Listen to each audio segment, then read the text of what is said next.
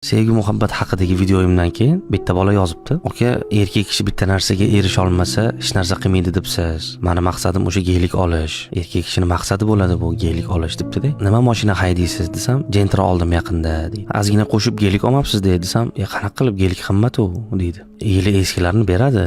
Ozgina qo'shsangiz desam, aka menga hozir o'sha yangi chiqqani kerak. Yangi chiqqanni maqsadim deydi. O'sha eskiligi ham kimnidir maqsadi bo'lgan. Mana hozir eskirgan. Siz maqsad qilayotgan hozirgi yili yangi bo'lgan mashina ham qachondir eskiradi. Qachondir qadrini yo'qotadi, narxi tushib ketadi. Ya'ni inson qachondir narxi tushadigan, qachondir qadri yo'qoladigan narsani maqsad qilishi bu haqiqatan ham kulgili narsa. Bu rostdan ham kulgili narsa. Nimaga desa, inson bir kun qadri tushib ketadigan narsani orzu maqsad qilmaydi. Tushib ketadi narx. Bugungi yangi chiqayotgan mashina ham 20 yildan keyin tushib ketadi. 10 yildan keyin, даже 5 yildan keyin deylik. Hamma narsa qadrsizlanadi. Hamma narsa narxi tushadi va bir butun dunyo butunicha qadrsizlanadi bir kun. Demak, insonning maqsadi bir qanaqadir matoga cheklanmaslik kerak. Insonning dunyo qarashi shu geylikka cheklandim. Yoki ana mashinada oldidagi BMWni videoga otdi-da, aka, videoni ko'rsangiz bilib qo'ying, men maqsad qilgan hayotda yashayapsiz deydi. Insonning orzusi shu BMWga cheklandimi yoki Mercedesga cheklanadimi? Shumi orzu? Ya'ni siz butun bir hayotingizni qanaqadir uchastkaga yoki qanaqadir bir mashinaga sarflaysizmi? Albatta